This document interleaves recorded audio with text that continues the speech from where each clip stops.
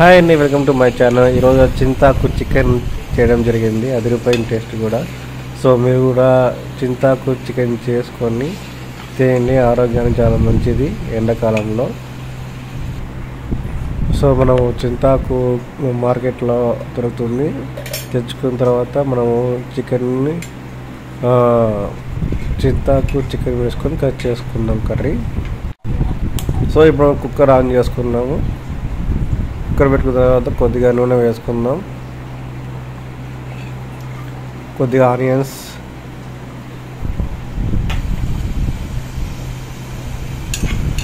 So ఈ మనము వేగే వరకు చేసుకోవాలి. కొద్దిగా కలుపు, కరివేపాకు, అల్లం వెల్లుల్లి పేస్ట్ వేసుకొని వేయించుకోవాలి. కొద్దిగా పసుపు,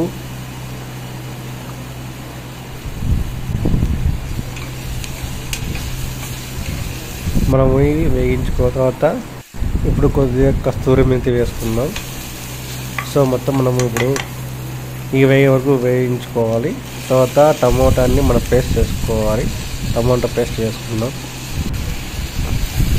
సో టమోటా పేస్ట్ మనము మిక్సీలో వేసుకొని టమోటా పేస్ట్ చేసుకున్న తర్వాత వేసుకొని బాగా వేయించుకోవాలి. సో ఇది బాగా వేగుతుంది. ఇప్పుడు మనము ఉడికించుకునే చికెన్ తీసుకొచ్చి వేసుకోవాలి. దీంట్లో చికెన్ను పసుపు, ఉప్పు వేసుకుని వేయించుకోవాలి. ఆ చికెన్ తీసుకొచ్చి మనం దీంట్లో వేసుకోవాలి. సో చికెన్ వేసుకున్న తర్వాత మనం మొత్తము చికెన్కి అంతా అంటుకునేట్లుగా మనం మొత్తం చేసుకోవాలి.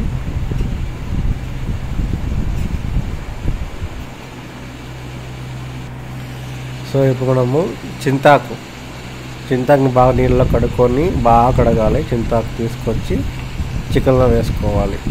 ఇప్పుడు మనం చింతాకు చికెన్ చేస్తున్నాం కాబట్టి చింతాకు నీళ్ళు కడుక్కోవాలి మనం. సో ఇప్పుడు మనము మిరియాల పొడి వేసుకుంటున్నాం.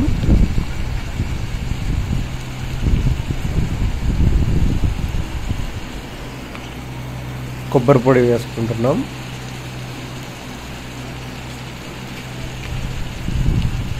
కొంచెం గరం మసాలా, చికెన్ మసాలా వేసుకోవాలి.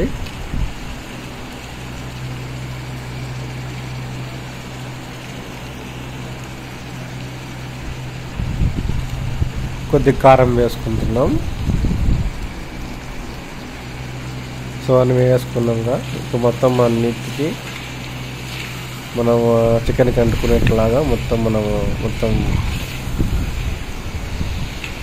చేసుకోవాలి. సో చూడండి, మనము చింతాకు చికెన్ చేస్తున్నాం. మొత్తం అంటుకుంటుంది, చికెన్కి అంతా అంటుకుని టేస్ట్ బాగుంటుంది.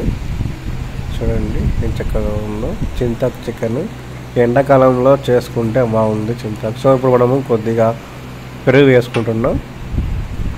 పెరుగు వేసుకుంటే బాగుంటుంది టేస్ట్ ఇంకా. సో పెరుగు వేసుకున్నాక మొత్తం కలపెట్టుకోవాలి. చికెన్కి అంతా అంటుకునేట్టుగా చేసుకోవాలి. సో ఇప్పుడు కొంచెంసేపు చికెన్ ఉడుకుతుంది కదా, ఉడికించుకోవాలి ఇట్లా.